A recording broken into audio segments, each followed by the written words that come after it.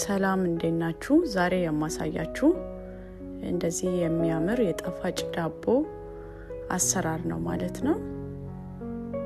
እንደምታዩት እንደ ስፖንጅ ነው ማለት ነው። ውስጡ ክፍትፍት ያለ ነው። በጣም ነው የሚጣፍጠው። ወደ አሰራሩ እንሄዳለን ማለት ነው።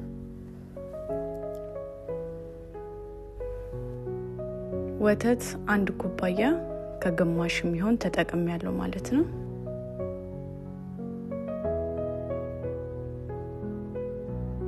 እርሾ 1 እንቁላል፣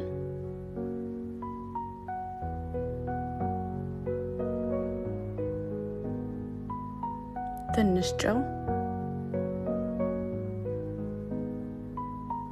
1 ማንኪያ ስኳር እንዲሁም ትንሽ ዘይት፣ 1 ማንኪያ ቫኒላ በደንብ አድርገን ሚክስ እናደርገዋለን ማለት ነው።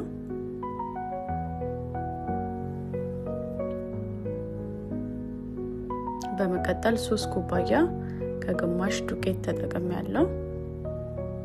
እንዲሁም 1 ማንኪያ ቤኪንግ ፓውደር በደንብ አድርገን እናቦካዋለን ማለት ነው።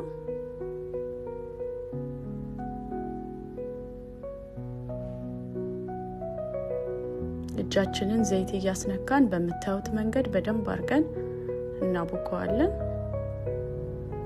እንደምታዩት እዚህ ጋር ጥሩ ሆኗል።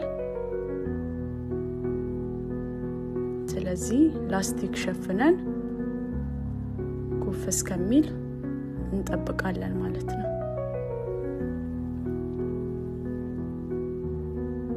እንደምታዩት እዚህ ጋር ኩፍ ብሏል። ሊጡን እንመልሰዋለን ማለት ነው።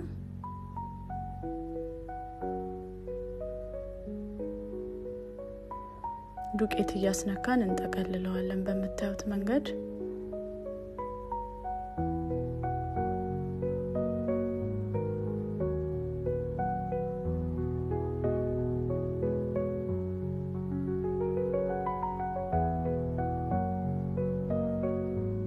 በመቀጠል በምትፈልጉት ሳይዝ ትቆራርጡታላችሁ ማለት ነው። ቆራርጣችሁ ክብ ክብ እየሰራችሁ ትንሽ እናስቀምጠዋለን። ሁሉንም በተመሳሳይ መንገድ ክብ እየሰራን እናስቀምጠዋለን ለ5 ደቂቃ። ከ5 ደቂቃ በኋላ ቺዝ ክሬም ተጠቅሜያለሁ።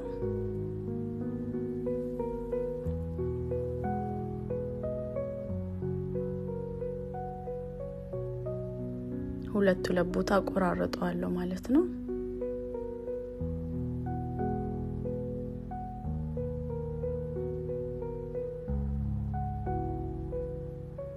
በመቀጠል የምንጋግርበትን እቃ ዘይት ወይም ቅቤ እንቀባዋለን። ክብ የሰራነውን ሊጥ መሃሉን በመታዩት መንገድ ቺዝ እያስገባን መልሰን ክብ እናደርገዋለን ማለት ነው።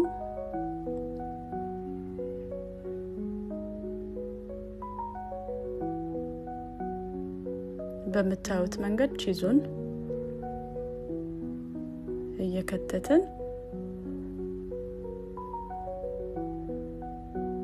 መልሰን እየተቀለልን ክብ እናደርጋለን ማለት ነው። ሁሉንም በተመሳሳይ መንገድ እንሰራዋለን ማለት ነው።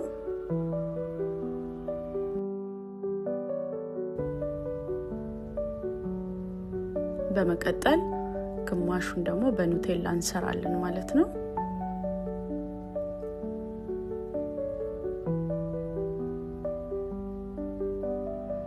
እዚህ ጋር ጥንቃቄ ማድረግ ያለባችሁ ኑቴላ እሳት ሲነካው የመቅለጥ ባህሪ ስላለው በደንብ ሙሉ ለሙሉ ሊጡን እንሸፍነዋለን ማለት ነው።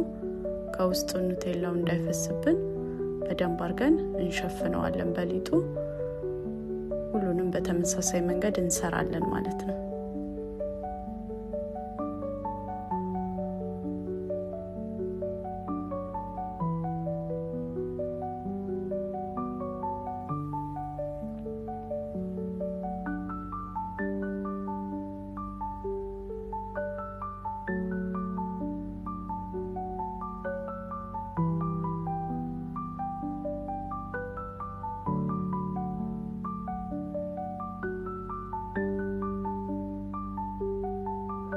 እዚህ ጋር እንቁላልና ወተት አንድ ላይ ሚክስ አድርጌ ከላይ ቀባዋለሁ ማለት ነው። ሲበስል ቆንጆ ወዝ ይሰጣል። በመቀጠል ሰሊጥ ከላይ እናደርጋለን። እንዲሁም ጥቁር አዝሙድ የቺዙን ፓርት ብቻ ነው ማለት ነው ጥቁር አዝሙድ ማረግበት። ጥቁር አዝሙድና ኑቴላ ጣዕሙ ስለማይስማማ ቺዙ ላይ ብቻ እናደርጋለን ማለት ነው። በ180 ዲግሪ ለ20 ደቂቃ ኦቨን ውስጥ እናስገባዋለን። ከ20 ደቂቃ በኋላ እንደምታዩት ቆንጆ ሆኖ ደርሷል ማለት ነው።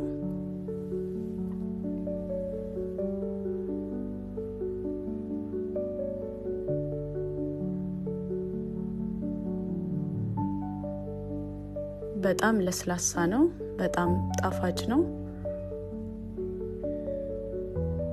ሁላችሁም በየቤታችሁ ሰርታችሁ ሞክሩት። ከወደዳችሁት ላይክ፣ ኮሜንት አድርጉኝ፣ እንዲሁም ሰብስክራይብ አድርጉኝ። ባይ